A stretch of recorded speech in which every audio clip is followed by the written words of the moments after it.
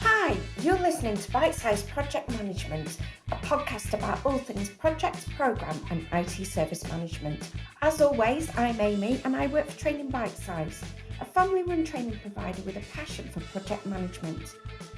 Our podcast will bring you top tips, such as how to pass your next accredited exam, through to unique industry insights, including the forthcoming APM BOK7 update. So today we're talking about just that, the BOK7 update. You'll be hearing from our chairman, Martyn Kinch, who has worked with APM for around 30 years and so has a brilliant insight into these changes. And you'll also be hearing from our lead APM trainer, Terry Kent, who will explain exactly what is changing. There are some key differences between BOK6 and BOK7, so we really hope you find this podcast useful and that it helps you understand what these changes may mean for you and for your team. So, quick hello from Martin and Terry. We're going to cover a little bit about the changes from BOK6 to BOK7 for anyone taking the APM qualifications, but perhaps the things that should be considered during the transition period, which you can choose BOK6 or BOK7 exams. So my name is Martyn Kinch. My team and I have worked closely now with the APM since 2001. I can't believe it's nearly 20 years.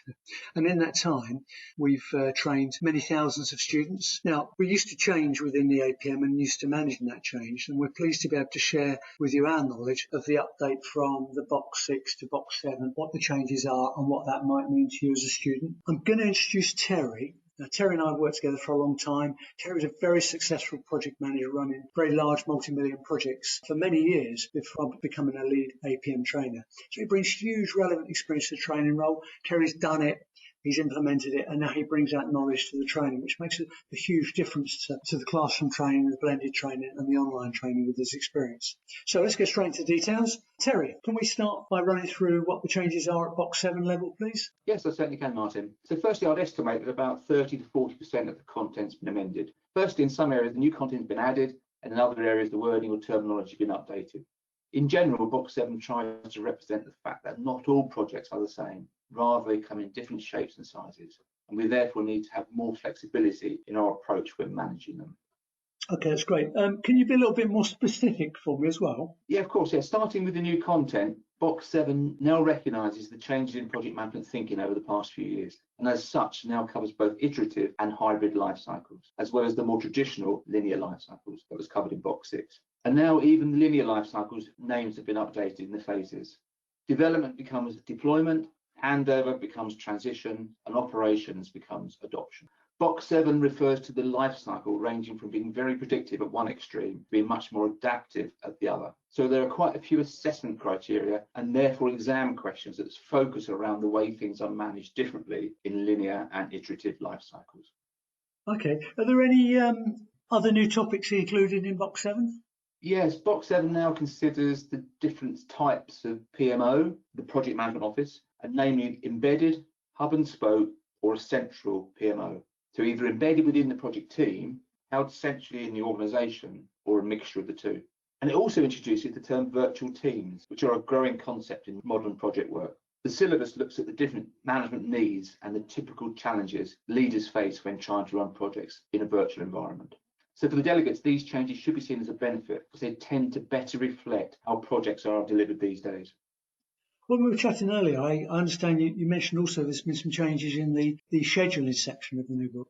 Yeah, a number of little changes, but the main change is that within BOK7, it now brings in the concept of critical chain analysis together with the more familiar critical path analysis. Now, within critical chain analysis, focus is more about the availability of resources, and it aims to work on each activity, getting each activity finished as soon as possible, with any available float being moved to the end in the form of a project buffer. And therefore, we manage at project level rather than activity level. So whilst we're on the subject of scheduling, that reminds me, the APM has removed the requirement to complete mathematical calculations in the PMQ exam. So no calculation of critical path or earned value management. The focus is rather on the interpretation of data provided. Now, I suspect some will see that as a benefit, that there's no calculations, but others may not. Yeah, absolutely. So that's really good. Is there any other changes? Yeah, there are a few other minor changes which I'd just like to mention. Data protection's been updated to GDPR, the General Data Protection Regulations, within the legislation section. The role of the product owner has been added to the list of project team roles. This role is often used in more iterative life cycles and is focused on defining the vision of the outcomes and on the link between the end users and the project delivery team, and on prioritising their requirements. The business case has now been updated. It includes the 5 dimensions model, and the 5 dimensions being strategic, economic, commercial, financial, and management. And that aligns very nicely with the model used within HM Treasury. There's also been some new acronyms added or introduced. VUCA, volatility, uncertainty, complexity, and ambiguity is one, which is used when assessing the context of a project, together with the more familiar PESTLE and SWOT analysis. And also, once looking at negotiations, 2 new acronyms have been introduced. ZUPA, which stands for Zone of Possible Agreement, which looks at where the 2 sides of a negotiation overlap, and BATNA, the best alternative to a negotiated agreement, to be used when planning to get the best result out of negotiations. Okay, great. Anything else? Yeah, the term deployment baseline is now used. Basically, it refers to the key agreements of time, cost, and scope, etc., that are recorded in the project management plan at the end of the definition phase, before moving into the deployment phase. Deployment being the new term for development that is used in the delivery section of the linear life cycle. Also, within information management, the term curation has been included, meaning to look after the data in the same way that a museum curator would look after the contents of a museum. And within risk and issue management section, we now cover the differences between proactive and reactive risk responses. And there's a new 6-step issue resolution cycle. It's interesting, isn't it, how things have moved on now with virtual teams, now with the curation, which was a social media term about curating data, and now that becomes part of the project management world. Also, I think the business case with the 5 dimensions now linking back into better business cases, which is the treasury model. It's quite interesting how those all come together. Apart from dropping the need to perform mathematical calculations, are there any other changes to the exam that you want to cover, Terry? Yeah, firstly, the exam format's been brought up to date, so you now can use typed answers allowed if you take the exam online rather than the handwritten was previously the case. The exams now use different command terms, including differentiate, which is used where they want you to explain the difference between 2 things. And the old list and describe has now been replaced by the command verb describe, so no list is required. And as mentioned earlier, they use the term interpret is used where a delegate is trying to show the understanding of data resulting out of a given calculation. There's also now a new marking grid that indicates what marks would typically be awarded for the answers to a question. Okay, so that's the changes in the exam. What parts have stayed the same? Well, in fact, most have stayed the same. The PFQ exam is still a 1-hour exam. It's 60 questions. It's still closed book. The pass mark is 60%, so you need to achieve 38 or more out of 60 to pass. And the PMQ exam is still a 3-hour closed book exam. You still have 16 questions to choose from, and you should answer 10 out of the 16. The pass mark being 55%, so again, you need to get 275 or more out of the 500 to pass.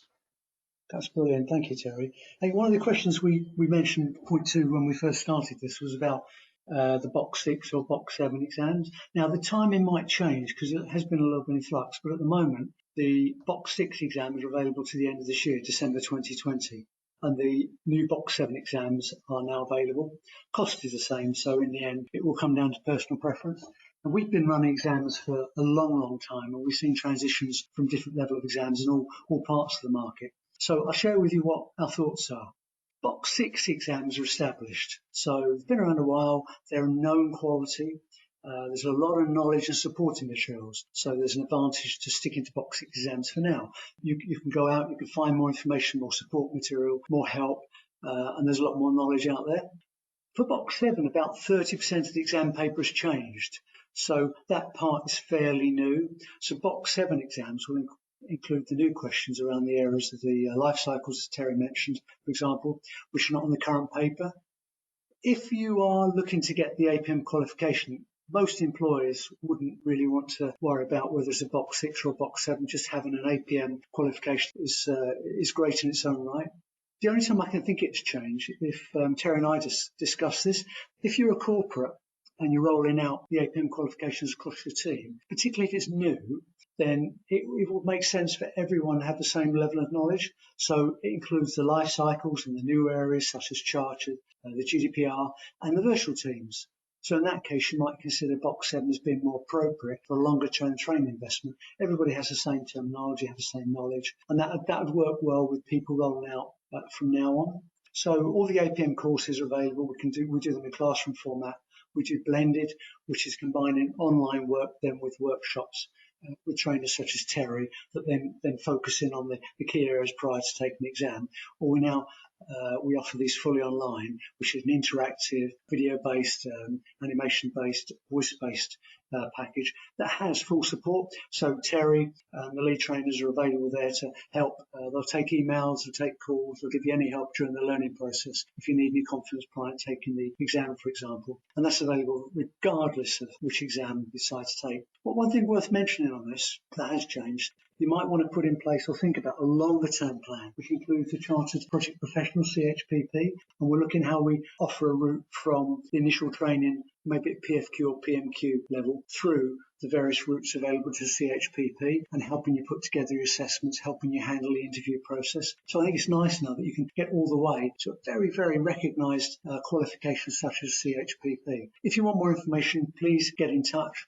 It's been a pleasure putting this together. I hope it's been really helpful. I'd like to thank Terry for all his help, and I hope that you've enjoyed the information. Anything else, please get back to us. Terry, thank you very much.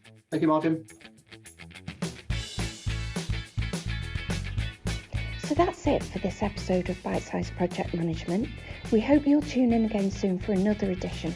Until then, you can find out more about the certifications and training packages we offer on our website, trainingbitesize.com. Thanks very much for listening.